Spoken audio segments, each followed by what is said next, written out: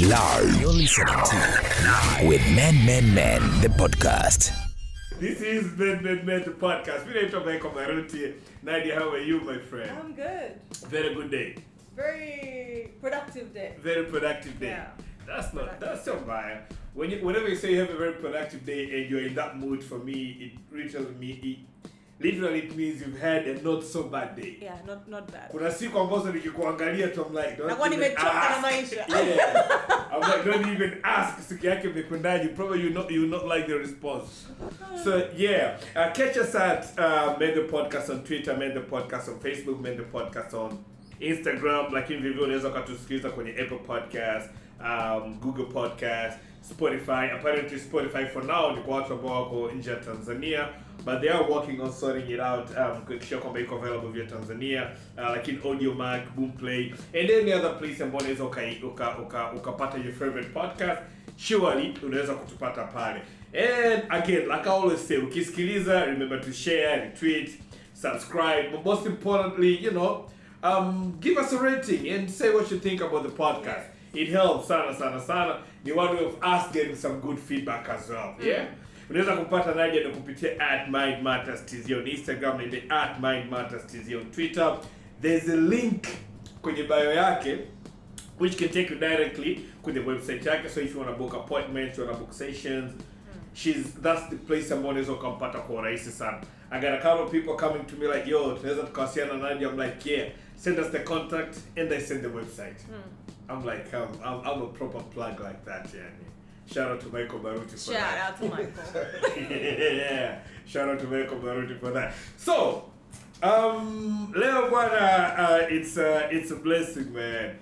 It's a blessing to have this brother in here. It's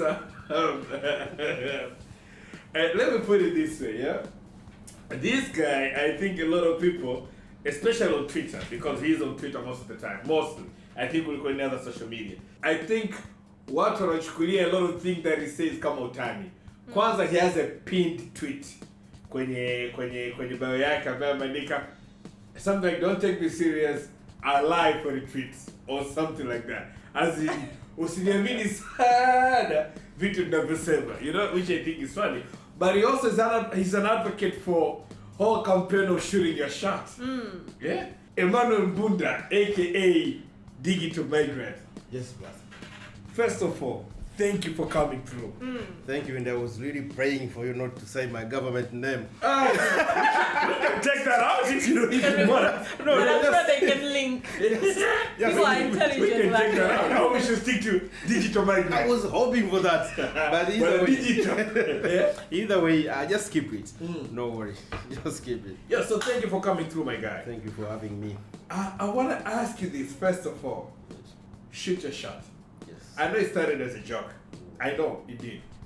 But what was going on in your mind?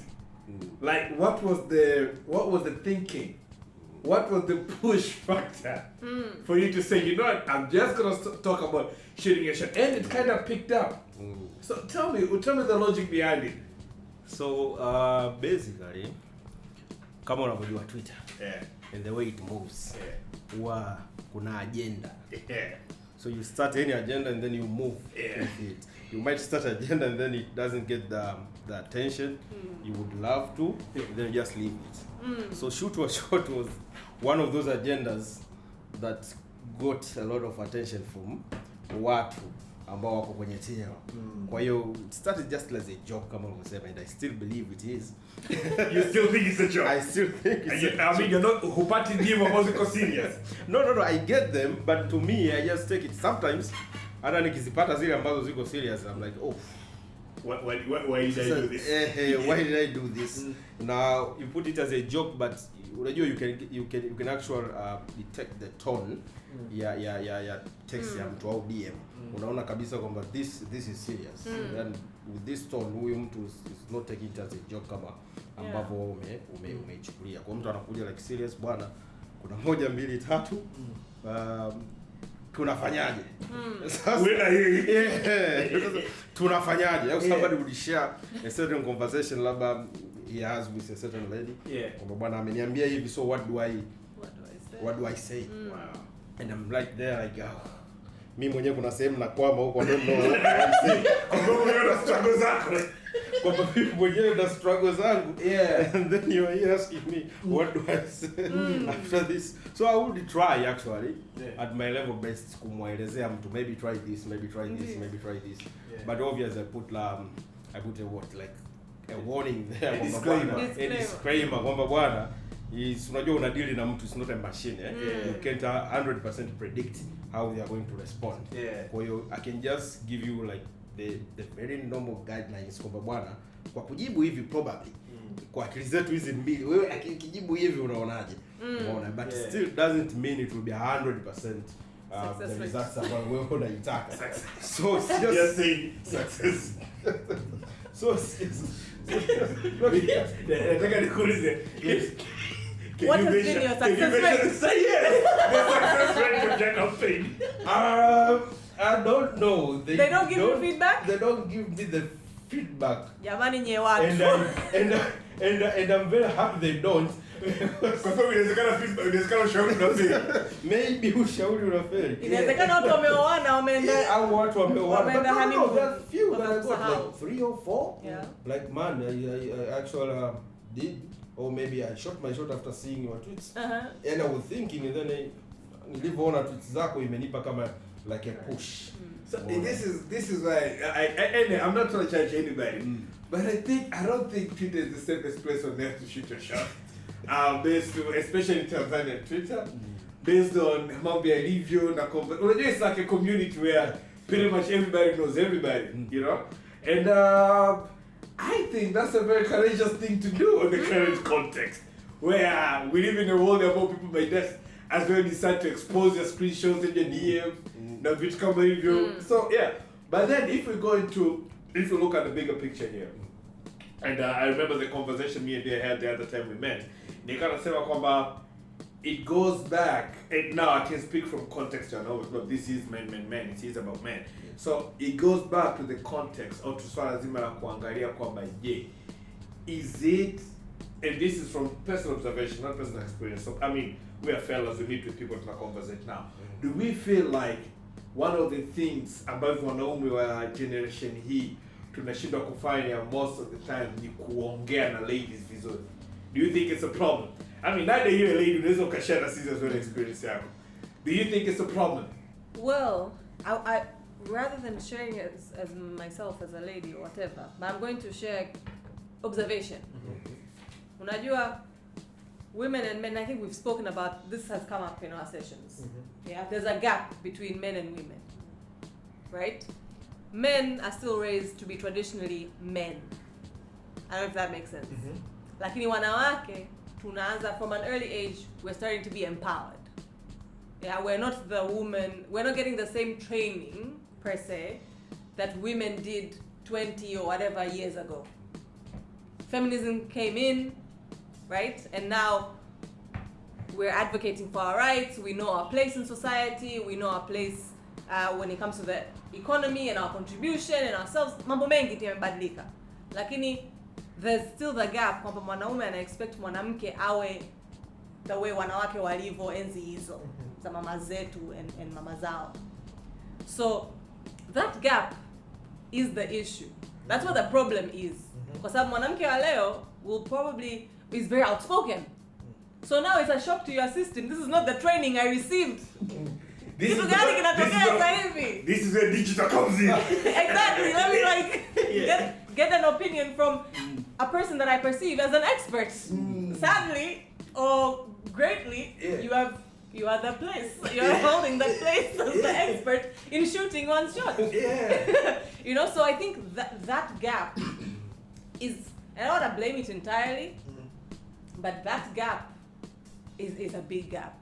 Kwa sababu mwanamke amebadilika. Like over these years, women have just been changing. We've just been growing, right? Lakini mwanaume has been receiving the same training. And when I say training, it's not literally watu wamekaa kwenye workshop, but the parenting, shuleni, society, many things have changed when it comes to the woman and Nadia, how the woman I would like to, I don't know when you talk about training, but I would like to say kwamba I think as a man, we were not even taught how to talk to women. Exactly. I don't know but me growing up, nobody taught me shit. And that communication is not the best for men. Like again, from experience, research, observation, men sadly don't know how to communicate. And when it comes to shooting your shot, how do you shoot your shot if you're not speaking? You know, if you don't, hujapewa hizo tools, vitendea kazi, unaanza wapi? Afu unakutana na huyu mtu ambaye now is so empowered, so outspoken, and all the tools that communicate, it throws you off. So it becomes easier to have the screen. So that's why ni rahisi labda ku shoot one shot online or to say what's on your mind kwenye mtandao, kwa sababu one, you're not using the verbal communication or the body language communication, unatumia text, right? And there's that physical barrier kwamba hanioni, so if anything I'm safe.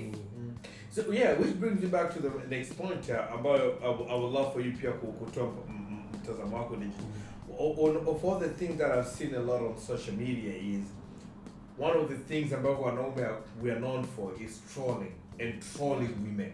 Yeah? And we feel like tukishaongea na dada they can be that if they say things they don't like, tunakomba njia nzuri ya kufanya ni either kwenda ku-attack physical appearance ya yule dada au kusema vitu ambavyo we know vitamfanya yule mtu ajisikie vibaya. Do you think one of the reasons ni hicho kitu kwamba since we cannot talk, hatuwezi kuongea vizuri, hatuwezi kuji-express, we built a wall, so you know what, F you. I'm gonna do whatever it is necessary to make you feel bad. Na huwezi kunifanya kitu. You don't even know me. You don't even know me. Yeah. Kwanza picha niliweka sio yangu. Yeah. Probably I'm not even using my real name. Yeah.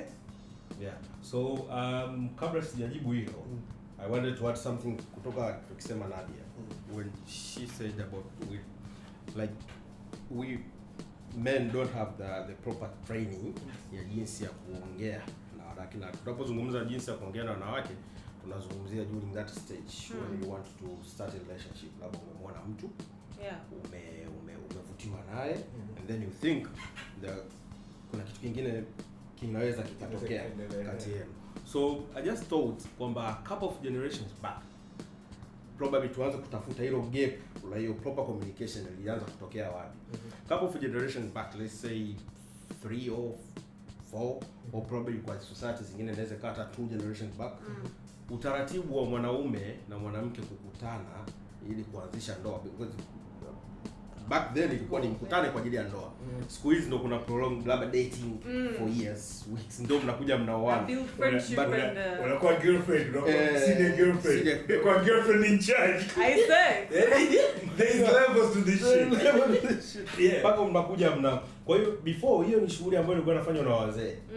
Umeona Then you don't come arranged marriage. Yes, arranged marriage. And that's how it was. Hata kama isingekuwa ni formal kama it's arranged, but wewe kijana umetoka umeenda kusoma umerudi, ukirudi unakwambia sasa umri umefika. Na bwana kuna msichana nyumba fulani. Au labda wewe umemwona mbali, uongei naye, labda tu umemsalimia. Then you go back na umwambia mzee, bwana kuna binti fulani nimemuona, then mzee anakuja anafanya huyu ni mtoto wa fulani na fulani. Na pale of course that the family that we can go. Mzee anakuja anafanya. Ndio anaweza Bado tucheke kwamba huyu ni mtoto wa fulani fulani, pale kweli tunaweza tukaoa. Au pale ni kweli wewe umeona tutakutafutia mwingine. Kwa hiyo unakuta by that time mpaka unakuja unakutanishwa naye, you don't have to speak much. You don't do much, Yes. Yeye anajua kwa nini anakuja na wewe unajua kwa nini unakutana naye, like bwana ndio huyu umempenda huyu, na yeye pia anakuwa shaambiwa kule na wazazi wake, bwana wakina fulani wanakuja wanataka kukuchumbia, sijui na umri umefika, na bahati mbaya walikuwa nguvu ya kukataa pia haikuwa kubwa sana, kuna wawili watatu unakuta labda walikuwa wanakataa. Kwa hiyo unakuta ule utaratibu ulikuwepo, so nobody needed to worry kwa jinsi gani nitaongea na. You just have to tell your father or somebody ambaye amekulea, ambaye ni mjomba, or it depends on the society. Sasa I think the gap imekuja pale ambapo that kind of arrangement ilianza kupungua, and then there was no alternative.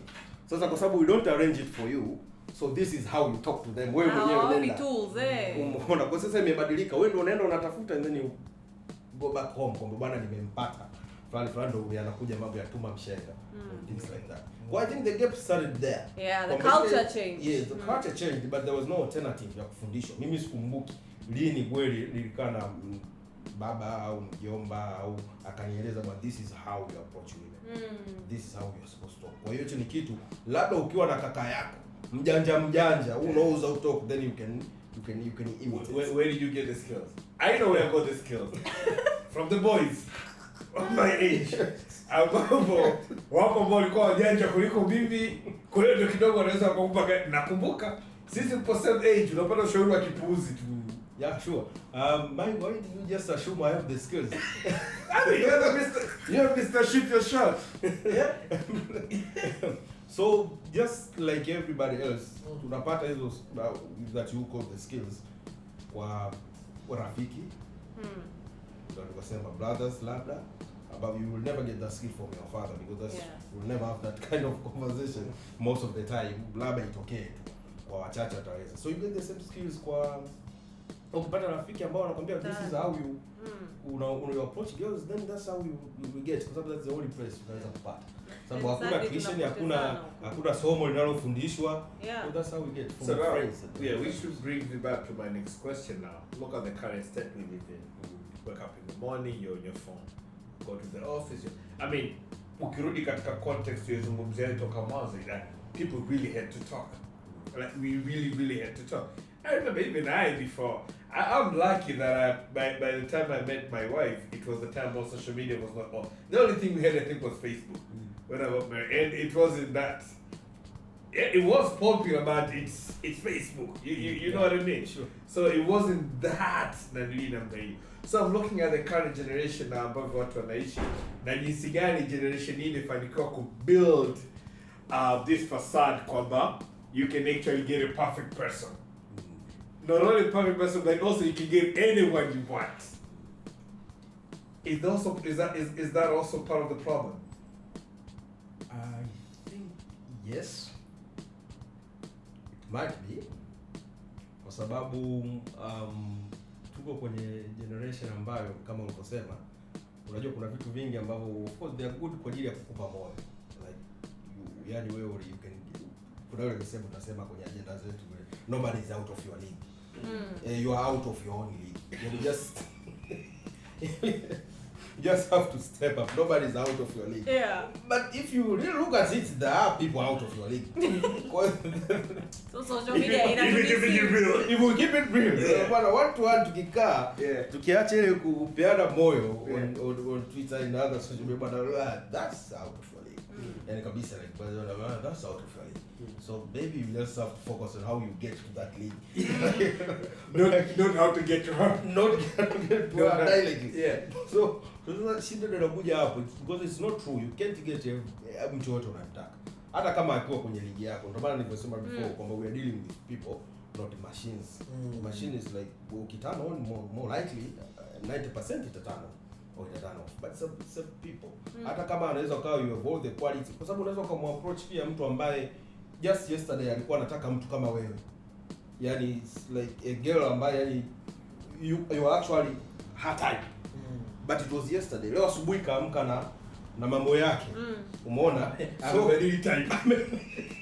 No, yani unaweza kaamka hana hata type for that day. Yani she doesn't want any type. Yani hataki, labda anataka tu awe yeye mwenyewe. Kwa hiyo we are dealing with people. Kwa hiyo kuna vitu ambavyo ndo kama hivyo umesema. Sasa social media ime create a lot of theories. Umeona? Ime create a lot of theories ambazo sengine na apply labda kwa mtu mmoja wawili, but it's not that practical 100%. Huwezi kumpata kile unayemtaka. That's not true.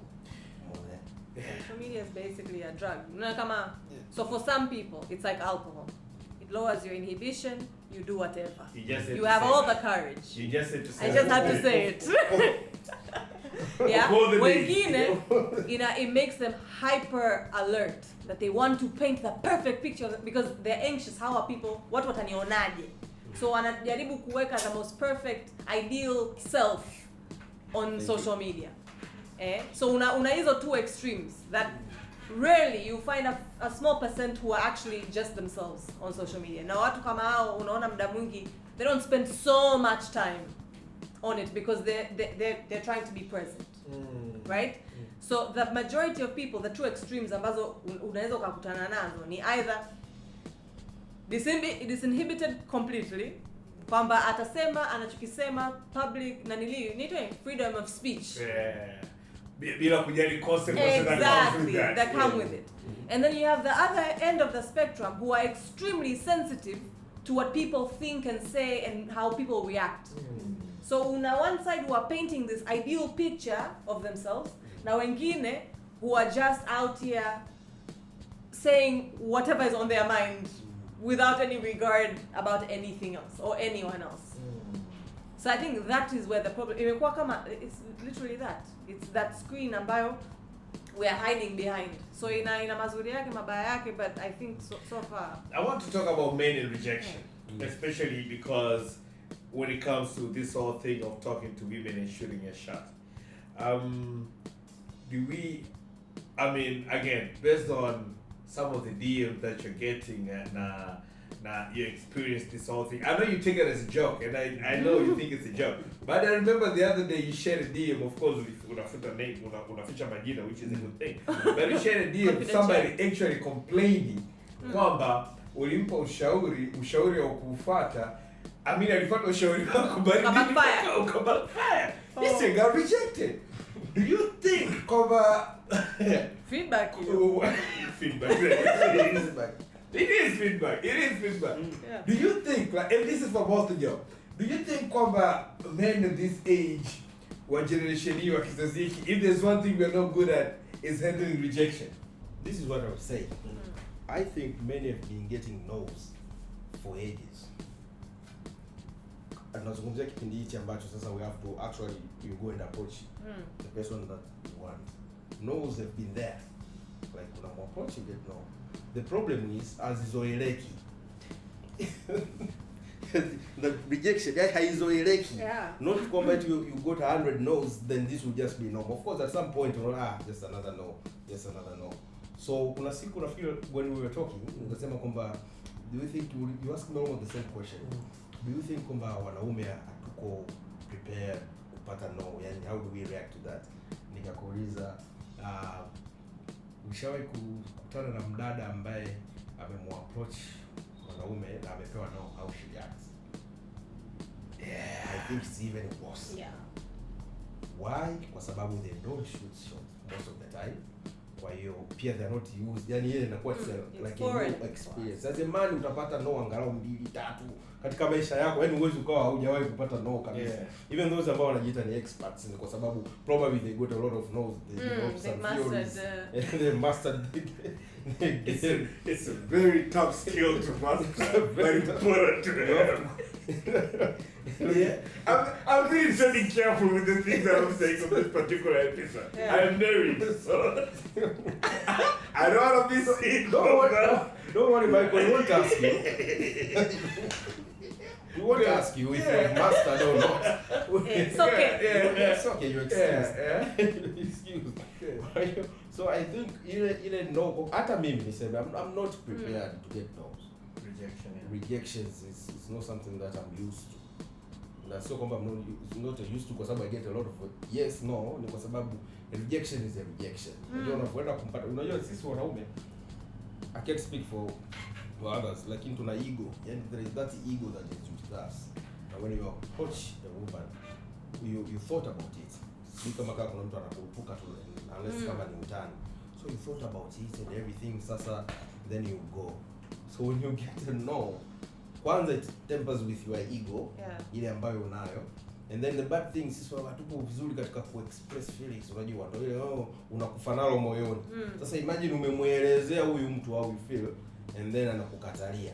And then the person mpaka una approach more like the person ambao unamuona now probably mtaendelea kumuona and then now this person knows how I feel about her na amenikatalia. Sasa to live with that. Sasa utakuwa na option mbili. Either upoteze mazima au ukomae. Believing kwamba there's one day she'll say yes. Na shida ndio iko hapo. Sasa ukishoot now, I'm speaking as an expert now. When you shoot your shot. No, I'm just kidding. Yeah. When you're shooting your shot, tunasema kuna majibu mangapi? What do you expect to pata? Mawili? Yes or no? Yes or no? Yeah. I'm sure kuna la tatu. Kuna la tatu. That's the pending. Yani uko pending. It's not pending, a yes. Kwenye string. Yes, it's not a yes, it's not a no. Kwa uko pale na usipokuwa careful itakupotezea nguvu na muda. Na ukipata mtu ambaye yuko ruthless atakupotezea na hela zako pia. The guy say ruthless. Kwa sababu you are there. So you just like maybe today itafanikiwa. Yes. And she knows it's not happening. Keeps the hope alive. But why do you guys do that? That's another talk for another day. Another focus group. Jesus. That's a focus group. So kuna plain no. Yaani unaiona kabisa you say this is no, hii so ya kurudi tena. We pack up, move on. Yeah, just move on. Ndio ile mkuta mtu anamblock anafuta namba and everything. Sasa usiombe wewe ni mtu labda ambaye unakutana naye hata physical. Pia ni tatizo lingine. And then there is a plain yes. Alafu kuna pending. Uko pale una hang katikati. Kuna siku unaamka unaona inakaribia kwenye yes. Kuna siku unaona inarudi kwenye no. It's ambiguous. Uko pale katikati. I think hiyo ni moja kati ya nao test. You ni boyfriend or friend. Kuna siku a typical boyfriend. Kuna siku bro. Kuna siku una move kabisa yani some steps afu unarudi tena nyuma. Unaona saa nyingine I say you can tunasema kwamba kuna mmoja alikuwa anasimulia like I don't understand that. Yani we kiss we nini lakini hataki kukubali kwamba now we are now dating.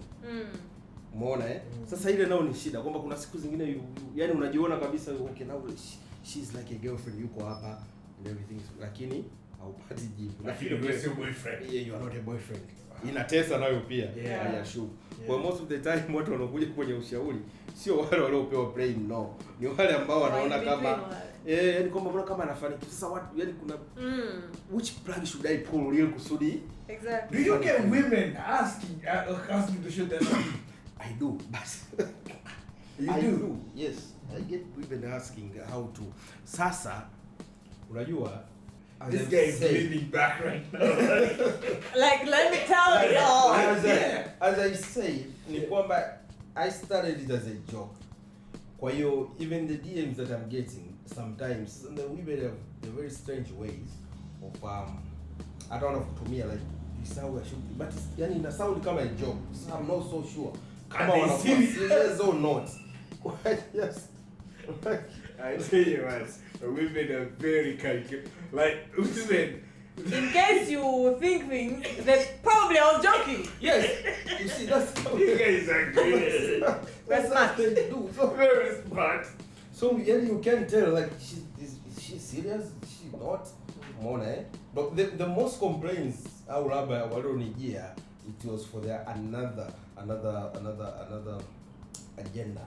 It's also on my bio there. So I have two agendas. What is the other agenda? Hey, I'm allowed to say. Yeah, sure. Say it. Say it is what I say. I'm shoot your shot activist. Very fine way of putting it. And then text your ex-advocate. Text the ex-advocate. He's a texter. This guy will wake up in the morning, guys, beautiful day to text your ex. Go do it. Just do it. A lot of women complaints come from that other agenda. Wow. Yes, like I text this. I'm sure there are some exes where people don't want to see them like we are good. I think we're Namibia, Minipo Korea. It's okay. We are good where we are. And actually, like maybe there's a chance things might work out. You get those two. I get those two. Tell me about one of the weirdest things somebody's ever said to you about that left you puzzled in terms of shooting that shot from a guy. No, I think the weirdest for one educational was purposes. Somebody who was shooting to a married woman. And then he was actually complaining like I don't get the right response, but she looks like interested, and then stuff like that. And then I was like, my boy. Now that is a complication inside a complicated story. She's married. Just stare the F out of her life. The guys actually complain that she's not responding. She's not responding the right. Then she sometimes responds, sometimes not. So what should I do? Yeah. Was Like she's married. then I would say, first of all, you are lucky you are still alive. Yeah. Yeah. Second, please leave that woman alone. Because I remember one day we were on the clubhouse, and then somebody asked like, are there rules to shooting? Shooting. And I said, I don't know if that is serious than you think. There should be rules of engagement. So I said, because they asked me, thinking I was an expert on that field. So what I told them, like, I don't know if there are rules, but I think there are principles. And I would say, first, do not shoot to marry people. Like somebody's wife, somebody's husband, just stay out of it. And then Morally. Yeah, morally. Because it's not okay. That's what I thought. And then second, nikasema kuna wale ambao ni viongozi wa dini, mapadri, nuns, sister. I don't expect. Yes, I don't expect. Don't be tempting them. Don't be tempting. Yani nina dhambi za kutosha. Sitaki kuongeza na hiyo. Yani even telling me that I consider it, then I have to go and repent. Nimesikiliza mambo haya leo. Nimesikiliza mambo haya. Oh my God. No, the second. Yes, I don't know. People are wild. And there was the third one. The third one is actually more. It's about. I don't expect people relatives, like the close relatives. Don't come to me and then say I'm shooting my sister, I my brother, I didn't come. No, I want to participate in that. Don't include me in your incest. What Nadia called Nadia written rules of engagement. Yes, there has to be. There has to be rules of engagement. Wow. If there's one thing that I've noticed for a while now, it's that when I talk to guys, especially guys younger than me, I'm only joking now. It is one thing that I notice is misinterpretation of signals or of friendship that they have with women. You know, and I feel like women have mastered the art of getting things from the guys, even on friendly basis, by how they treat them. Like a woman knows that if I call that guy, hey babe, even if you're not in a relationship, that guy's he will do everything for me. And I think women know that. Now you see, you guys know that, Nadia? I've just remembered one thing. I'm putting on the spot right now. Yeah. Before Nadia answered that, I would like to put nimekumbuka one thing. During my first year, nilivyokuwa tu nimefika chuo, there was this one girl used to call me babe. Like tukikutana, hi babe. Nilifika first year, I thought she liked me that way. And I was actually preparing myself to confess my feelings. Until one day, tuko kwenye group discussion, the first group discussion, and then I found she was calling everybody babe. Even the girls who were there, they was like, whew. Thank God I did that. Oh my God. So that's coming to Liverpool, the seventh way of now first of all, did that break your heart? A little. Yes, of course. Because that was my point. And that was like, she calls me babe. Like I've done skipped like several steps. She actually made it very easy, I thought. Yeah. For me, I just have to say it. And then she calls us. We're all babe. We're all babes here in this discussion. The discussion was, I never understood. I didn't understand anything from that discussion. I was just you heartbroken. I was heartbroken, like he's also a babe. She's also a babe. Babes. Yes. So that comes to misinterpretation of signals. Now, do we? Is it that the guys are misinterpreting things, or it's just that women have found a way to make things work for them? I wouldn't say that. Not entirely, because there are people. Because wanawake na wanaume, the way we engage is very different. You know, like women would speak and they would You know, just for, if you're close, there'll be like a physical touch, not like a sexual type of touch, but men's interpret, because men's brains are wired different, you interpret that touch differently, that, oh, you know, there's an invitation, we're closer. Sindio. So the way our brains work are very different. How we communicate is very different. Lakini, along the ways, I'm not going to say that women don't actually know the impact of their communication. When we speak of communication, CO2, verbal, maneno, no, but body language. You know, how we smile, when we choose to smile or not. The eyes, how you look at people. You know, all of this communicates something. So women and men communicate differently, just naturally, in these aspects. Verbally, physically, these facial expressions, body languages, the way we use them is different. So, but I know for a fact along the way women have learned, okay, this is the impact, the way I communicate. So inaweza ikaanza from a very innocent space, that this is just how we communicate. But you learn the impact because you see it.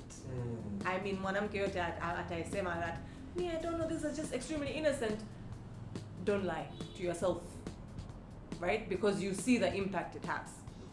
So you find some women could use that for their advantage. I mean, humans, I say this a lot, we're selfish beings, which is the truth. We use each other. We use each other to survive, right? And survival is very... Nothing personal. Yeah, it's nothing personal. It's like we are hardwired to be selfish. Because if I don't put Nadia first, what if Nadia dies? Then what? So Nadia has to be first. Sure. So it doesn't matter who, and again, there's nothing wrong with using people ethically. Did you say using people Ethically.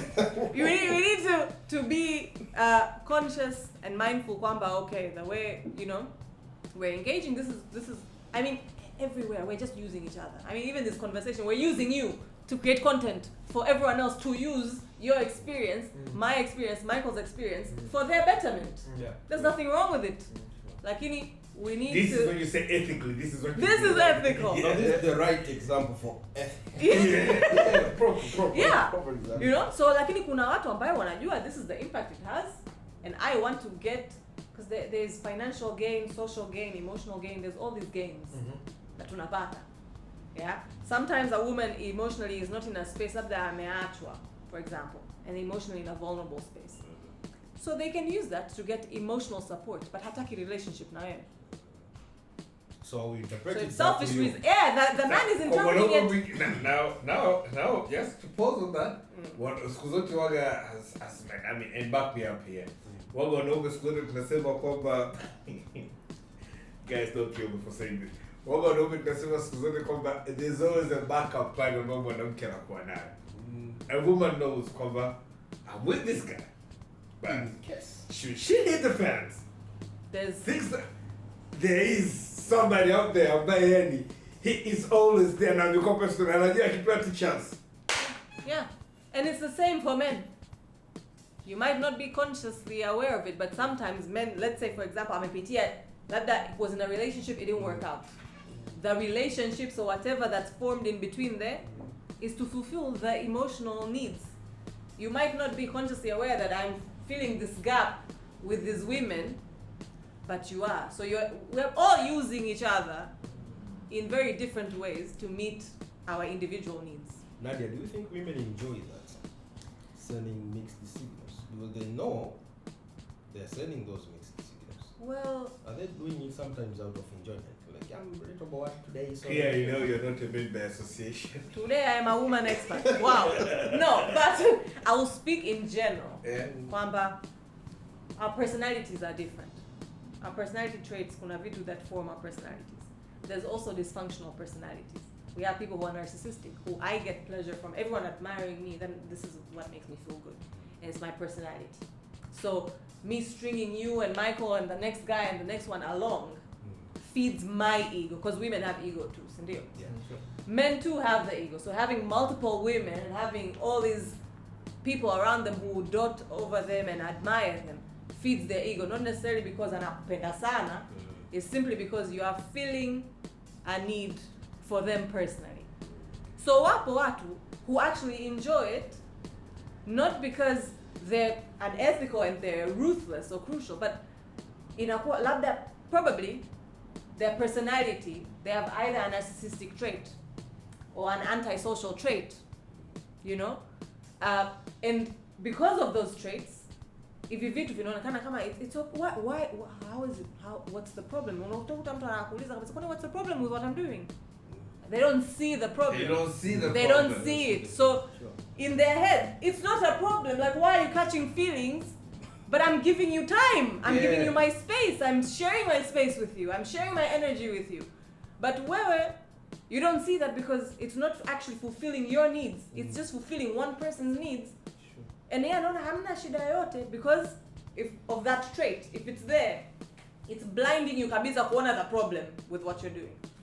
Because your focus is not our needs, the focus is my needs as Nadia. So you it's like as long as you're fulfilling my needs, I'm good. I don't care about you. Hey, I don't see, not even I don't care, I don't see. Which is worse. Because if you don't see a problem, you're not gonna do anything about it. Why do I have the feeling they see the problem? Yeah? Say it! Sometimes it can be punishment. For what? For somebody else's Fucking mistake. patriarchy. I What does don't know. Sijui, but hiyo ni focus group. Na ni focus group ya muhimu. Inabidi yani tukae. Tutafute ndani liu. Jamani, we are calling out volunteers for focus group. Women.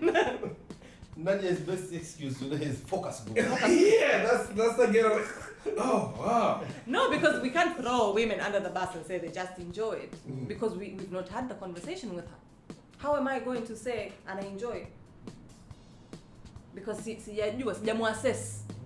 Because when I talk about personality conditions, that's a whole assessment I would need to do to understand where you have a narcissistic personality. So it all goes down to miscommunication. That's how we put it. Yeah. Do we say miscommunication really? Would we blame it miscommunication? Mental health. People are hurt people. Yeah, hurt people. Yeah. I want to talk about something about your how people end up being bro zoned, and friend zoned, and handling of that, because I've seen men who are they've been positioned strategically, I would say. I don't even know if that's the right word to use, but I've seen men are both strategically they've been placed in such a situation where you will always be that friend, and they do not want to be that friend. Either they want more, but this, like alichongea hapa digital mwanzo kwamba this person amekwambia you'll always be that friend. Anajua huyu mtu anataka nini. Anajua vizuri kabisa huyu mtu anataka nini. So what they decide to do now, they string you along. And they pull you close enough for you to feel like you're more than a friend, but yet wanakuacha pale pale. Do people know how detrimental that is to mental health? It's crazy. It's bad. You know, it's just we should stop doing that.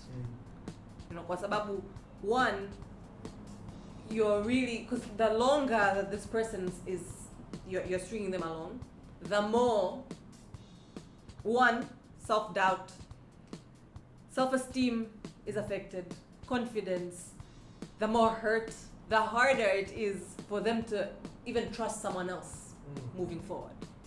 So in a way, the person who is stringing the other along is fulfilling their own personal needs of having this security. Maybe I'm stringing you along kwa sababu hapa ispotiki huku, at least nina wewe. You're using someone as insurance. This is a human being, unamtumia as insurance. So I don't end up alone. It's potential cost. Yeah.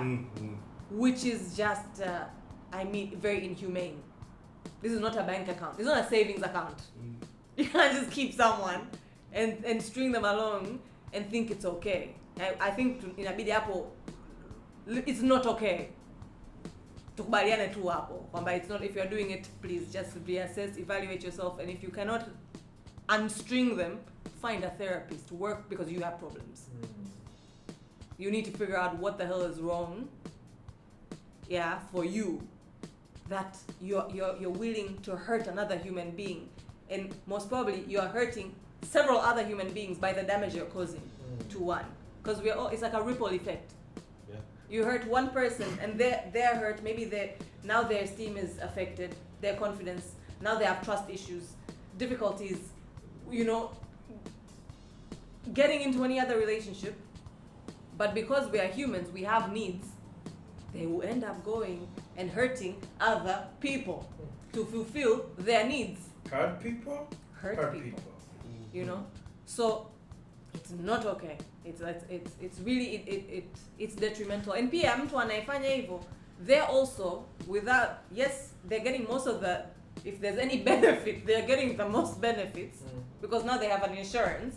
Lakini it also damages and hurts them. Because now you're actually not giving, if you're in a relationship and you're stringing someone else, you're not giving whoever it is you're in a relationship with a chance. You're not giving yourself a chance to be happy or see whatever that is, because you're busy dividing your energy between here and keeping the other person in line, just in case one day this doesn't work out. So eventually you're basically working yourself out. Backup plan, Nadia. Backup plan. But eventually what you're doing ni kwamba unaharibu huku na huku, chances are by the time you are like, okay, now I can be with you, mwenzio ameshakuchoka. Because people get tired of being backup. Like, I don't want to be no one wants. Asikwambia mtu, hamna mtu anapenda kuwa second option.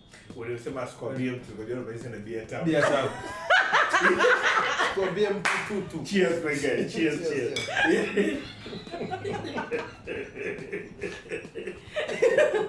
Yeah? Yeah. No one wants to be second option. So they might stay because maybe they've developed feelings, but trust me, ukiingia kwenye your relationship, there will be no trust because they will always doubt you. And you've created that problem for yourself. And we've seen those kind of relationships. It might be worse, by the way. Yeah. Mfano kama mwanaume ukiwekwa sana kwenye the bad thing about being friend zone ni kwamba kwa sisi wanaume hiyo ni kitu ambacho unakufa nacho mwenyewe. Kimya because you don't want to tell your bros or your friends kwamba bwana have been friend zone. Yeah. Kwa sababu like unakubalije kuwa friend zone, but yani asif kwamba ni kitu tu ambacho unaamua tu, lakini moyo ndio ushadondoka hapo kwenye hapo ulipokuwa friend zone. Kwa ni kitu ambacho more likely utakuwa nacho tu mwenyewe, unaumia nacho probably na yule aliye friend zone ndo anayejua. Dedication with the boys, yeah. And bad enough unakuta labda kama you are that close, labda wengine wote they think you guys are dating. Unaona like you look cute together, sweetie na nini, lakini wewe mwenyewe unajua. Akwambia nanja unapeleka chief kushageti off. You're off. Lakini wewe mwenyewe unaumia. Kwa hiyo kitu ambacho huwa hatuongei hata kwa yani wanaume kwa wanaume kuongea, like unaona kama ni aibu when I've been friends. And I think that's the reason why we've seen this thing. Again, I'm sorry for using this word, but this is the reason we're seeing a lot of cases mwanaume anasema yeah, I've been with her. I've been with her. Even if they know, unajua kwamba nothing happened. First of all, I don't even know why watu wanaongea kuhusu hizo issue. I don't even know why. Like we've seen cases mtu akamba yeah, I was with her. Nimepita naye. Nimepita naye. Yule nimepita naye. Because you have two options. Either ukubali kwamba you've been a friend, but how do you say you've been a friend for 2 years without 2 years? Kuumiza hisia zako na nini? So mtu anaona better option ni let me ngoje ego yangu au katika rank ya wanaume na mimi nipandishe rank yangu, I say yule pale nilipita nikaacha. Kwa hiyo rejected. You don't say kwamba nimekuwa rejected. Kwa hiyo big friend zone na pia atakuwa rejected. Wanaume no something that we speak when like pale nimekataliwa. Say takaa tu kimya wewe mwenyewe.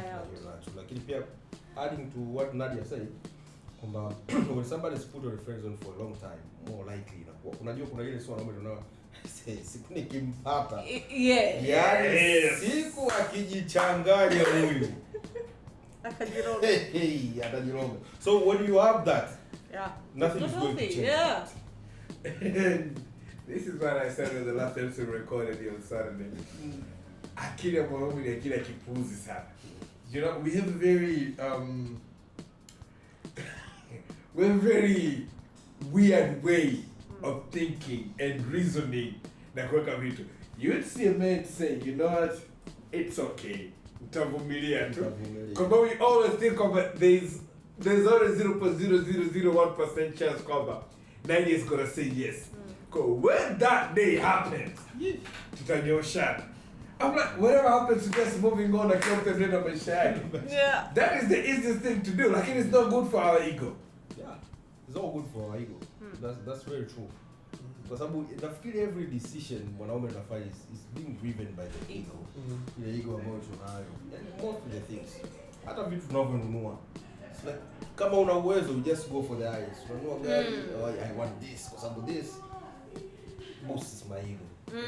Nataka nini? You don't even need it. You might not even need it. But it just increases my social capital. Yes, this is my social capital. Because that ego ndio inafanya most of the decisions tunazifanya kwa sababu ya because of that we're protecting our egos. Kama ego inakuwa kama sio ndo roho yetu tuseme kwamba yani ikishushwa ile inashusha kila kitu, confidence. Nini kila kitu kinavurugika. I'll do anything I can. Which brings me back to the thing about tumeongea mwanzo, which is I look at the trolls online. Every time I find, do trolls also feed on their egos? Yes, I think. Maybe the Nadia will. What do you mean? I mean, That's trolling. That's trolling. Feed your ego. Yeah. Not only that though. So you look at Twitter, right? Nadia, you posted whatever shit that you want to post on Twitter, right? And I go like, by the way, Nadia, you're trash, right? You ain't shit. And Nadia, you ain't shit, right? And I get a couple retweets, and people say, "Oh man, you are the baddest. Oh man, that joke was dope. Oh man, oh yeah, she really ain't shit." Wait, does that also feed on the ego? It does, but it also, in a way, it's like building community. That there's people supporting me. And so it reinforces that behavior. Okay, continue trolling, you get support. If people condemned it, chances are it wouldn't happen again. Yes. Because again, social capital. Sindio. And why people would troll? Unajua when someone, let's say, shoot their shot. But I'm trying to say past tense. Michael, hey. English, they shot their shot. Kiingereza department yako. Go on. Yeah. Sindio? Yeah. And then got rejected. They end up trolling. Why? It's the hurt. So now there's a blow to the ego, and the trolling is one of the ways to restore. So it's not restoring balance, but it's bringing some sense of fulfillment. So kama if we're thinking of a jar, the fact that they went off and they shoot their shot, wamepunguza kidogo, wame-expose vulnerability. Sindio? And it got rejected because the other way to refuel that is positive feedback. It feeds back the ego that, okay, my vulnerability was worth it. Yeah, sure. Sasa unaenda unapunguza, inachukuliwa ile vulnerability and inatupwa nje, like no, not today. What else? Now you have space. The trolling, in a way, comes back and refills that vulnerability that was set away. And it's usually harsh kwa sababu it's not easy to be vulnerable. Tumongelea hii kitu. Yani it's not easy mtu kusema jamani mimi na matatizo. Especially for a man. Kwa sababu society inakwambia no, mwanaume lazima wewe ndo shoka. You have to be strong. You have to be like this. Una project just confidence. Ooze confidence just. No, vulnerability is not in a man's vocabulary. So you go off and you do that, and the woman rejects you. Rejects your vulnerability. You're giving a piece of yourself that I'm ready to expose my feelings, which men safeguard their feelings like no one's business. And I'm here exposing them, and you reject it. Alafu muda mwingine pia the way this person rejects it also plays a role on whether they get trolled or to what degree. If you are rude about it, chances are that trolling is going to be beautiful too. Because again, the amount of energy you invested to expose and then the feedback that you received from there is important. Is that true that also sometimes people tend to troll the people they like? I would assume yes. Yes, especially those ones, because that's you're hurt more. You wouldn't care about someone you don't give a toss about. It's not gonna hurt you if like some random person unamsalimia asikujibu, you won't even give a thought to it. But if it's someone that's important to you, that you actually put time and energy and you thought about, oh my god, I want to to expose myself in this way, because vulnerability is literally, it's exposing yourself. Think of a person standing naked, that is vulnerability. So now that's literal vulnerability, but that's how vulnerability feels, even when it comes to the deep things that only we keep to ourselves. It's like you're standing there naked in front of someone and they say, no, I don't like your body. It hurts. And again, as we said, hurt people. Yeah. You know, actually, I saw one tweet one day. Kuna mtu alitweet akasema kwamba alisema kwamba mimi siogopi wale watu ambao, yani I'm not afraid of those people who have seen me naked. Yani siogopi wao. But those use the MF. But those MF that I've expressed, and they've seen the inner me. Yeah. Me. Seen I try to stay away from crossing them as much as possible. Kwa sababu wao wameniona at my lowest point. Yeah. This is a man, right? Yes, it's a man. Mwanamke, that person who has seen her naked, will probably hurt her the most. Because again, ukiangalia society, right? Men are comfortable with when we talk about sex and sexuality. I mean, you can have sex with multiple people and it's okay.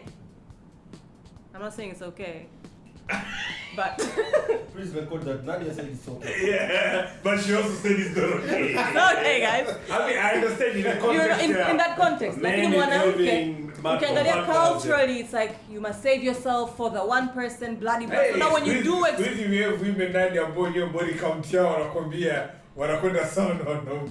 Asa hiyo nayo, it's yani right now the world is just off balance. Like kila saa nikifikiria hii dunia yetu tunaishi leo, it's like completely off balance. Like it's fine. I used to work with the guy alikuwa anasema dunia sasa hivi imevaa tight skinny jeans or whatever, about to go to the club like yani haieleweki.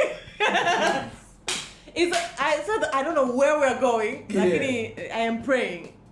No, more people must just listen to the podcast. Let us be more aware and enlightened. Kwa sababu we're just doing things ambazo hazieleweki yani. Sielewi. But you know what I mean? Like mwanamke for generations anafundisha, protect it's the physical body. Your worth is kind of tied to it. Like when it comes to our emotions and anything, we're emotional beings. We express emotions. For decades, it's okay for us to say, I actually like you. And if you say no, then it will hurt at a cope. But if a man goes about and says, I've seen her like this and her body's like this and like that, that's hard. That's a whole different story. Yeah, that's a whole different agenda. And it's not a point of pride for a woman. For a woman, that's shame. When you start talking about her body and have the intricacies of it. For a man, it can be a point of pride. Because mwanamke anaanzaje kusema, I slept with Michael and this is how his penis was like, blah blah. It's like this society. Yeah. You know, you can, but a man can go off and say, this one, that one, and did this. And if a woman is out there talking about my penis, and the way men are creative. What do you feel? Yeah, the way we are creative, women came with a phrase like, I still hit though. You see? So, no matter how you're going to say, like, yes, they're small, I still hit though. Yeah. It was just 1.5 seconds, I still hit though. I was still there.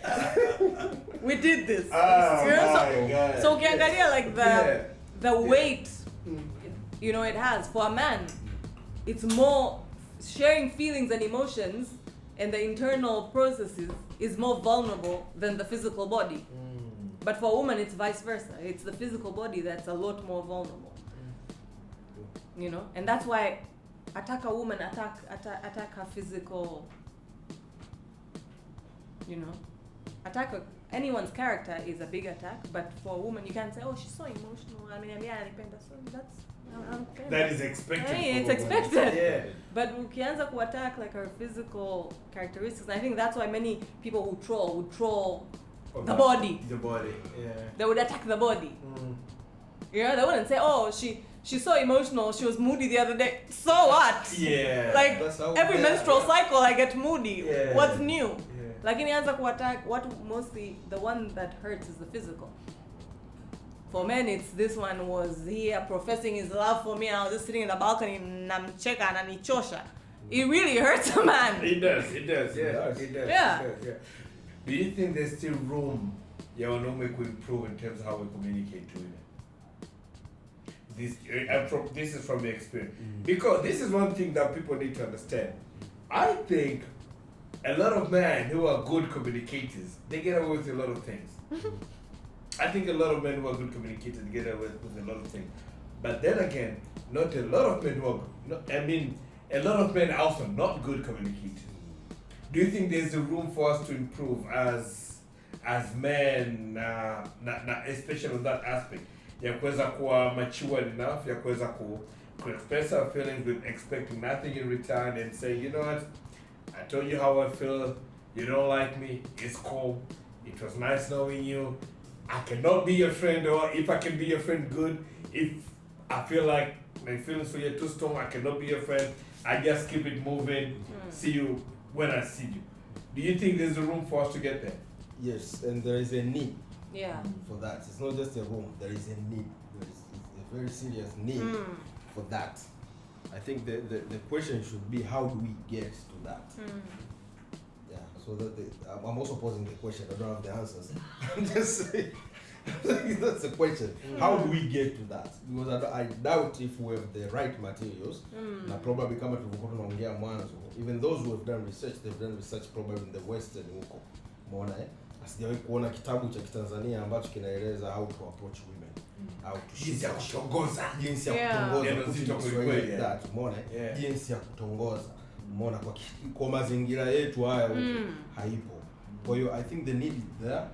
Labda sasa wataalamu wanaweza wakakaa and have some modern ways, tuletee njia za mwaka 50 huko, kumbe jinsi ya kutongoza, unamwambia baba yako akaongea na baba yake yule. Mambo yaende. You have them shooting their shots. Yes, now the funny thing now, one of the agendas, that was the agenda, shooting your shot.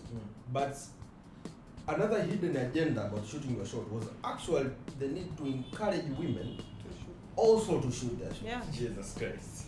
That was the hidden agenda before. I wanted to make it normal, I would say. And I wanted you really wanted to go against nature. Yes, some people would say, because nature inasema mwanaume ndio atamfuata mwanamke. But the world is changing. The world is changing. But so that was the hidden agenda, like just wanawake shoot shots kwa sababu, and then we calculate the success rate of when a woman shoots the shots, almost 98% and stuff like that. That's what we would say. In that couple of tweets I remember, kuna moja niliweka nikasema kwamba, in case you are doubting your ability to shoot your shot, you can hit my DM and pretend like you are shooting to me. I remember that. You remember those tweets? And the way I answered, this guy, I love so hard that day. But there's a day, I think somebody said, women tell us how you shoot a shot. And women started thinking like, oh, I like your car. I bought you this stuff. Oh, I think you have nice glasses. And a lot of men are like, this is you. So perhaps they've been shooting their shot the whole time. I'm going Is this how you shoot your shot? Do better. I remember the reaction from the guys. Guys are like, you need to do better. No, not necessarily do better. We need to. I think it's good. It's a good conversation so that now men know that I really like your specs, Michael. You know that she's shooting her shot. Yeah, you shoot your shot back. But also, if you're interested. But also, she could really just be like, my specs. That's where you clarify. So that's why I'm saying focus groups are important, because the more women who say, when I say I really like your outfit today, you look really handsome. That's me shooting my shot, but you think I'm being polite, and 100 women are saying the same thing, and that for them means shooting their shot. Then research. Now we know. Research says that implies shooting shot. Yeah, but also you gotta look at the current context as well, Nadia. I think somebody said something really important the other day, like men shooting their shot could just be that, or it could be an harassment when it comes from a person you don't like. Yes, that's very true. We need to understand the context in which we shoot shots. You this is when you know you found a partner in your campaign. 9 years old. I'm on board. Yeah. Nadia is just officially joined. Because I feel like for shooting shots. I feel like shooting your shot is like an icebreaker. You see, like when you are in let's say a corporate event or a workshop even, we have icebreakers to get people to lighten up. Relax, be yourself. Because oftentimes when we're meeting new people, we're all anxious because again, we all like people to like us. So we're trying to be our best. So we're nervous that okay, if I react like this, what's gonna happen and etc. So when there's an icebreaker, that guard is lowered. So for me, I feel like shooting your shot is basically lowering that guard. No, okay. That's how you see it. There's a foot in the door. We're open for conversation. She's giving you tips now. Now you can pitch for a proposal. So basically, I feel for me that's whenever you say shooting your shot, that's what I'm hearing is kwamba sio kwamba you shoot your shot and then what we're in bed. Then no, it's I shoot my shot and then we're seeing. It's an assessment. Are you open for conversation? Ukiona the shot is not being received, then I know okay next. It's like speed dating. So what Nadia is saying that you should have multiple shots. Yes. Yeah, basically, that's what she's saying. With multiple people in different contexts, respecting those rules of engagement that you mentioned. Usiende kushoot your shot kwa mke wa mtu au mume wa mtu. Please. Unless they want to. Hey, just don't. Wait for them to get divorced. I don't know. Or assist them in filing papers. You know? Also, don't shoot your shot to a minor, please. Yes, That's just inappropriate. That's very I important. should have had And it. illegal and just wrong. Oof, Because they do not have the capacity to make rational decisions. So anaweza aka-receive shot yako, but their child who minor, basically they depend on an adult to make decisions for them. So you're shooting your shot, mama yake ajui, baba yake ajui, ata make a decision from their child brain that's probably not in their best interest. That should be rule number 1. Yeah. It goes up there. Yes. Don't Religious ever, leaders, don't please. ever shoot Yeah. a shot to a Can you minor. repeat that? Please. Ever shoot And a shot to a minor. Ever. Legally in Tanzania, minor, anyone under 18 is a yeah. minor. Tafadhali, like just don't go there. If you feel the need to go there, and it's like a burning urge, and you can't control, come see a therapist, That's what I was- a psychiatrist, a mental health professional, even your doctor. Just go and say, jamani, mimi namtamani tu huyu wa miaka 16, like sielewi, au huyu wa miaka 5. I don't know. You know, it's an illness and it can be treated. You get help. Yeah, so before you go to that, if you can control it, then you know you're not ill. Yeah, but if you can't, there's this burning urge, tafadhali, just find See professional somebody, support. yeah. You know, and it can be your general practitioner, if you have a psychologist on speed dial, them, anyone. But yeah, don't do it. I thought they're coming up with more rules. Oh, no, the rules we spoke about. The religious leader, please don't tempt the man of God, please. Please. Nadia. Yani, Anan has made a vow. Please don't Can try you to say break it. Oh, Her vow woman is of God. Oh, Ah, woman way. of God. You just said the man of God. Can you say And woman of God, please. Please, just don't. Like, if they decide God, maybe God atawambia jamani mimi nimekuchoka sasa hivi nenda katafuta mwanaume huko duniani. That's between That's you their and them. Mungu wake. Yeye na Mungu wake. Lakini usiende wewe ukatengeneza hiyo rift. My guy, this is just to let you know that you find yourself a partner. I have. Yeah. You find yourself a partner, an advocate. An advocate. And texting your ex. What's your take on that? I think it's not good for you. That's a discussion I mean, for another day. there is a reason why they are your ex. Your ex. Unless you're willing to go back. Unless you both find yourself in a circumstance where we're both wanting to reach out to each other. Because imagine your ex has moved on after you are texting. For what? You're setting yourself up for heartache. This other day, somebody said, text your ex and something like, I want you back, or we gotta work out whatever it is that we had, and screenshot the response. So there are people that text their ex, and the ex is like, you know what, I'm glad you reached out. Let's try to work things out. And I'm like, you're doing this I was for what? waiting For a bloody internet joke?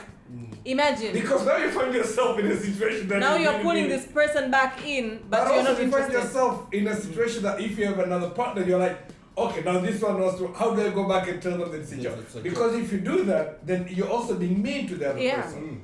Extremely. Yeah, sure. Yeah, let's not take people's feelings lightly. I think we do that a lot. Tunachukulia poa tu feelings za wenzetu. It's not right. I'm thinking of removing that now. You think of retiring? This is the third beer in. Third beer down the road. Yeah. And Digital's like, you know what? I'm retiring from that. You know, I've thought about it before. Because every day, I don't know how and why, but every day it sounds so weird. Whenever I see it, like, you know, I try to put the same that text your ex advocate, something like that, on my Clubhouse. On my Clubhouse account.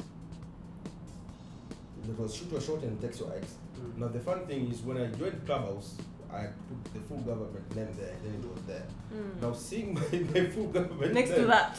next to text your ex, I was like, nah. This is not what I want. This is not what I want to be associated Nah, with. this is not what I want. Perhaps that could be advocating for consciously uncouple.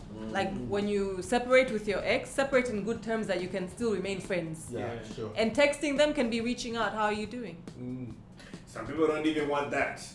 Which is okay. And there might be a very good reason And Yeah. you have to respect why that. they don't need And you that. respect that, and so don't text them. No, that's good. Please. So don't text your ex. Yeah, don't text your If ex. they don't want to be texted. Unless you've consciously uncoupled, meamua kwamba okay, we're not good for each other, or what we need is very different right now. So mnaachana in good terms, so that hata ukimtext ni just kumjulia hali. And mkiona kwamba okay, we had veered off, but now we kind of are in the same path, then you can re-engage. But you've allowed room for that to happen. Sio tu just randomly mmeachana, umemghost huko afu mwanzio ka move on, amesha deal na hiyo heartache. Alafu unakuja unanitumia message, unaanza kufufua yale mazimu niliyoazika huko. Simply because you so digital my tweet. Because kuna watu wazimu wanasikiza mimi ndo understand the podcast. Oh. Then you say ghost is like zimwi. You know what is zimwi? You actually need to clarify. Zimwi anapotea tu. So when you ghost the person is like Hauna any explanation. Unapotea tu. You just decide kwamba that's it, I'm bad enough. Yeah. And you don't even have the balls to go tell the other person like I'm bad enough. And that's it. Now imagine mtu huyo amekaa amedigest, huyo amepotelea wapi, kafa, imekuaje, nini, nimefanya nini, ameassess mpaka kaamua kumove on, alafu unakuja kusema I miss you.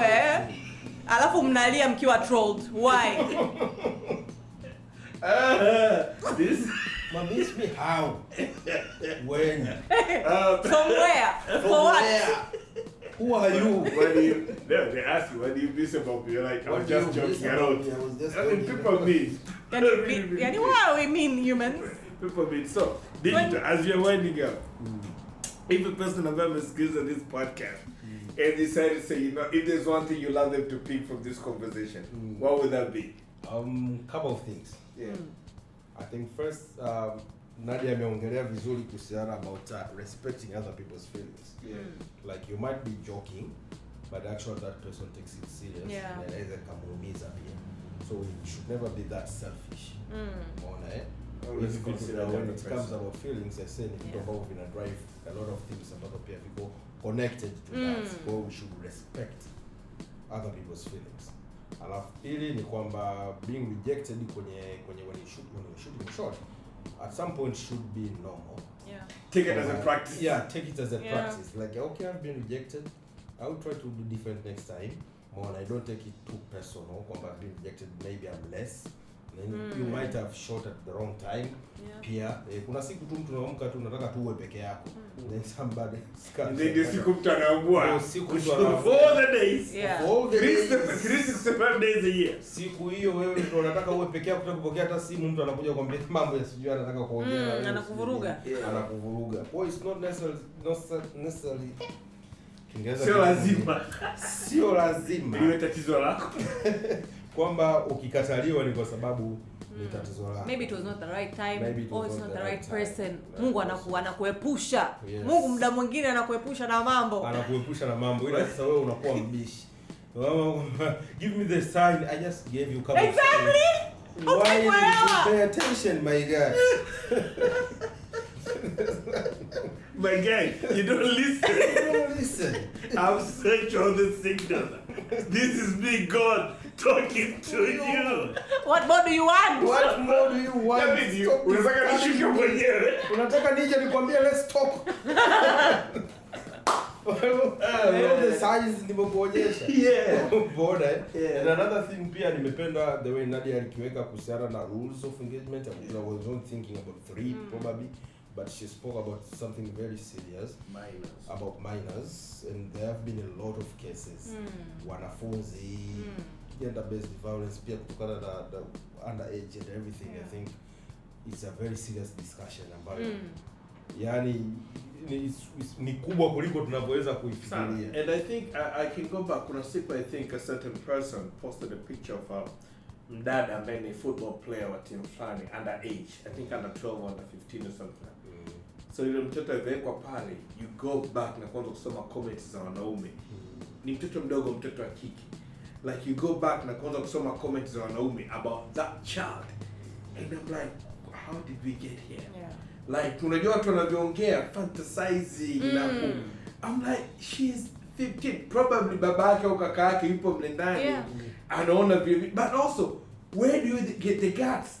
And I think this is where one point about wanaume we need to do better is stop kwanza kuwapa lawama watu wengine, tusikao alivyovaa, ona because she's beautiful. So what? So what?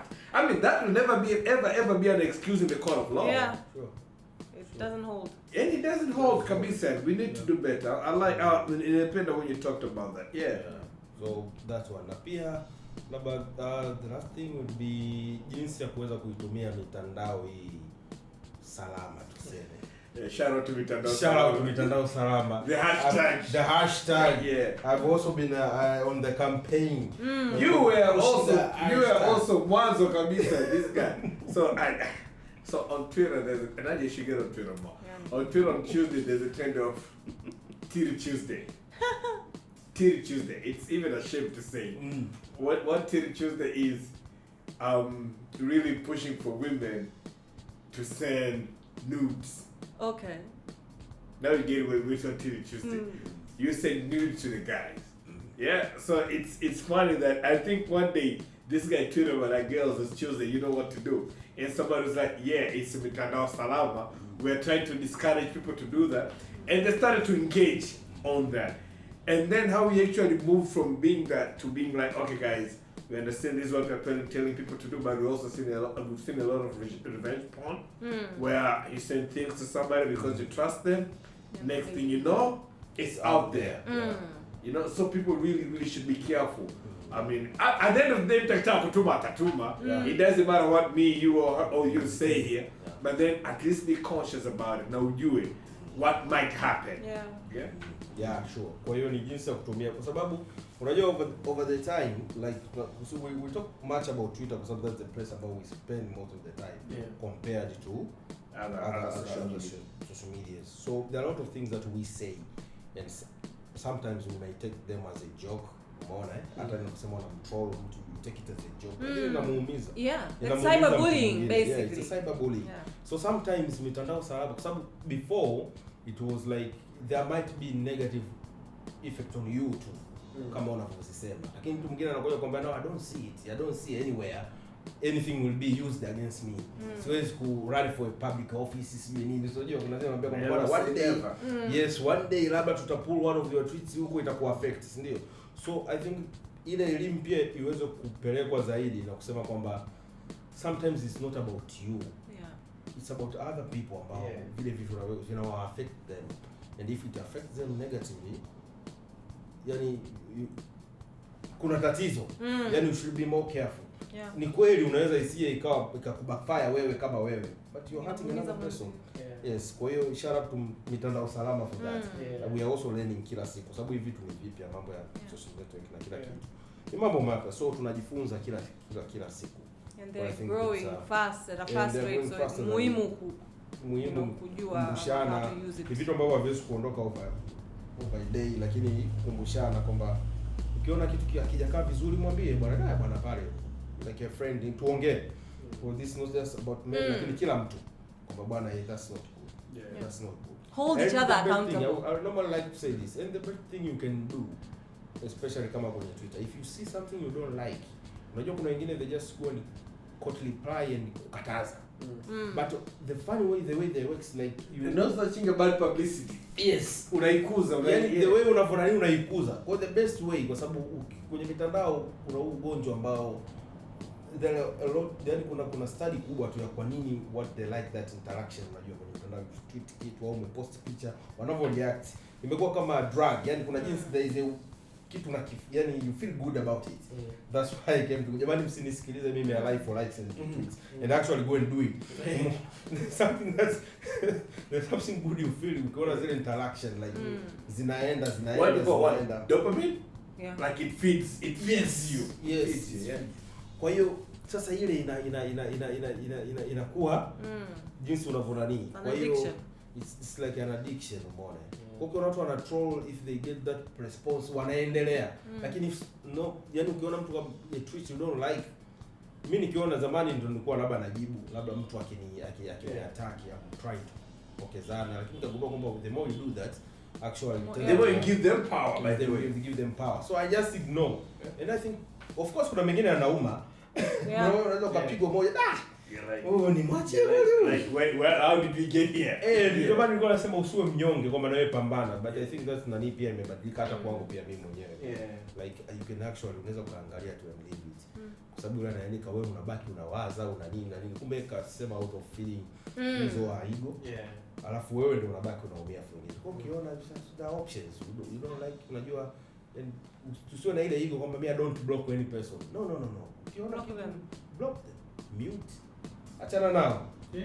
You don't need to see them. Kila mtu yuko amejificha the account.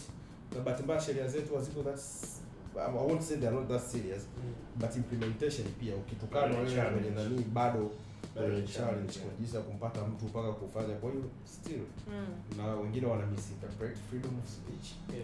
Because they think they can say anything. You can't. Yaani huwezi kuongea kila kitu. Kuna mipaka hata kama unaruhusiwa kuongea, but places ambazo pia huwezi kugusa kwa ajili ya na believe watu wote ni wema, labda wanateleza mara mbili mara tatu, kwa kukumbushana pia it's important. It's a very important jinsi tunavyotumia hii mitandao. Nadia, shoot your shot, guys. I thought you would say that. You made me proud right here, my man. Yeah. Shoot your shot. Within those boundaries, don't shoot your shot.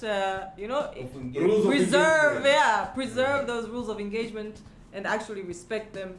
Msisahau, no married people, no religious leaders, no children, no relatives, jamani, and do it in the appropriate context. Yes. So uko kazini bosi wako alafu unaanza it's sexual harassment or it's you're the boss and it's a subordinate and you're doing that, that's just human resources issues in the workplace. So don't do it. But shoot your shot. It's a good icebreaker. If it's not received well, you didn't lose anything. It's like an icebreaker. Some people laugh at your joke, some are like, what is this? And you move on. Tell the joke to someone else who gets it. Sure. Don't give up. Shoot your shot. Don't give up. 2022. Digital Migrant, Emmanuel Mbunda. My guy, thank you for coming through. Thank you. This was a very good conversation. And what I love the most about it is how we're able to talk about umuhimu wa mitandao salama, because it's the digital world now. Mambo mengi yanatokea huko. So thank you for coming through. Now you're towards the end of the day, but I don't know how you pulled it through, but we appreciate you being here. Thank you. Right here, right now, man. And it's almost towards the end of the year. This is what I'm trying to make sure that you're comfortable, my guy. You know? Just to make sure that you're comfortable. So that was important. Thank you. I appreciate you for coming through. Thank you. Nadia. Thank you, Michael. My man. Just one thing before we finish. Yes. Just one thing before we finish. Nashukuru pia kuwa hapa kwa sababu men podcast just 3 men. Yeah, 3 men. I understand where you are right now with the things. 3 men in this room oftentimes. Yeah, the 3 men. She's the men association. It's men podcast. Yeah, it's one of the tools ambazo nilizitumia. There was a time kidogo na mimi. I think we talked about this. We talked about this. So a couple of episodes they helped me actually. to get through that phase. phase, That phase I was in. Kwa hiyo ni kitu ambacho wanaosikiliza ningependa kuwaambia kwamba it's actually a very nice thing. I think so. Now the funny thing is that day after we talked, I sent Nadia a long ass text about you. You remember that text? I was like, you know what, this is right. I went home. I woke up in the morning. I sent a text like, you know what, I had a conversation with the person yesterday, and she told me how. I mean, he told me. Did I say shit? Damn it. It's okay. English imekuja na bot. Imekuja na baby. Hapo unakuja juice hapo. You ain't gonna see that. This is the button I talk. So I remember we talked. I went back home, and I slept thinking about the conversation me and you had. So I woke up in the morning. I sent a long ass text like, "This is exactly why we started doing this thing." And this is something you always say. It doesn't matter how many people listen. If one person actually akasikiliza, akaja kutuambia, you guys spoke about 1, 2, 3, and I related to that, or that thing saved me, or that thing helped me. For me, and now we're like, that's a success. Sure. So, you know, that's our why. Okay. That's our why we do it, you know? Yeah. So you saying that, my guy, it ended up validate the reason of, if at a point nilikuwa na any doubt, I've never had any, but if at a point nilikuwa na any doubt, if I know it to get a point about a like, Mike, why do you keep doing this? Like, I can always go back to that and go like, she says, kazi ya Mungu.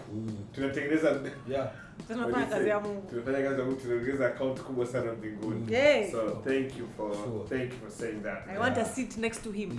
I'm with you. Kuna maswali mengi ya kumuuliza. Like, dude, Yeah. when you later Don't say it. It's fine. So Noah's actually kwa nini nyoka walisurvive? Mosquitoes. The mende. You know? The mosquitoes. I gotta ask the big man. Ecosystem, Michael. We all fulfill each other's needs. Yeah. In one way or we the use other. each other. Yeah. And it works. It works, yeah. So thank you for coming. Yes. So there are a couple of episodes ambazo I really enjoyed, and I enjoyed because I could relate. Like I listened to them at the very right time. A couple of episodes ambazo kwa kweli nilisikiliza like okay. For the couple of episodes, then natamani nizitaje ambazo I really enjoyed. Yeah, you can. But sure. there's the one that if you're comfortable, I'm very comfortable saying. Labda probably nitakuwa zingine nitakuwa nimezisahau, but the one with Ruben Ndege was one of my best episodes about Fanyika. There's another one with Danny. The one about extended family. Yes. Danny Kid, you talk about God damn it. I know. We can link them. Something like that. Yeah. No. I remember right here. I remember self-care, the value of protecting your energy. The value of protecting your energy. Yes. There's the one that you did with Pato and Danny. Finding your hobbies. Yes. Surprisingly, people loved that That episode. episode was very nice. That episode was very dope. Yeah, thank you, sir. I can say that. Shout out to Danny and Pat. But no, the funny thing, there's a brother of mine ambaye nilimwambia kwamba bwana, I've been invited to go and have a conversation kwenye many podcast. Yeah. And then he told me, what is it about? Nikamwambia tu kwamba no, not about the topic, but what is the podcast about? Nikamwambia it's about men being able to kuelezea open up, having conversation kwenye yale mambo ambayo tulikuwa hatuongei, tunakufa nayo tu. Nikamwambia, akasema so unataka kuniambia ndio yale mambo ya kusema kwamba mwanaume anaweza akalia akafanya so yani ali stick to that point kwamba kutia kama it's okay mwanaume akilia. We get that a lot. It's alright. And the whole world doesn't need to know about it. But it's okay to cry. Mwanaume akilia. So in on the process of trying to tell him what is it about, tulikuwa kwenye gari, so I actually played one of the episodes. And the episode I think was one of the most recent, if I'm not mistaken, about black tax. Oh yeah. That was the one kwenye my platform is Deezer. So that one on Deezer ilikuwa ni rahisi kuipata. Yeye just sikiliza hii. Na akaisikiliza kweli, was very interesting. Now the problem is I'm one of his black tax beneficiaries. Now he's so trusted, you message. I was like, okay, I just want to prove a point, but please listen to what they're saying. But don't take 100%. Don't take it personal. It's not about you. It's not about you. Ah, man. Yeah. Niggas thought you were sending your message. Ah, man. Trying to send the message, but I was praying like, sasa huyu akiweza kujua kwamba hizi black taxi zake zinaanza kuwa bad enough for actually beneficiary. The beneficiary now you're sending subliminal message. Subliminal message like akielewa sana hili somo inakuwa kwa but actually you come the process of making you understand. The one was very interested mpaka tunafika sasa because I was dropping him somewhere. And then it was like, mtu ndio kusikiliza na kwambia ndugu yangu hii ni ndefu sana. Tutamaliza hapa, but I could see the reaction like kumbe ni vitu ambavyo watu wengi wanahitaji kusikiliza. And it's not just about crying. I mean, we're not forcing men to not be men. And I chose that topic specifically kwamba it's not about crying. And I chose the topic about that's it. It's about hiyo masuala kwamba bwana ile Netflix mpaka ulie. So that's what people might. And I think this is the thing that what I've learned from doing the podcast is that of course it is about men. Conversation we make sure we do have conversation with men, but not everything we talk about is specifically about just men. You know, it's just a place where men can have conversation. So it could be conversation about men, but it can be conversation about society as a whole, but from a man's perspective. That is what we want people to understand.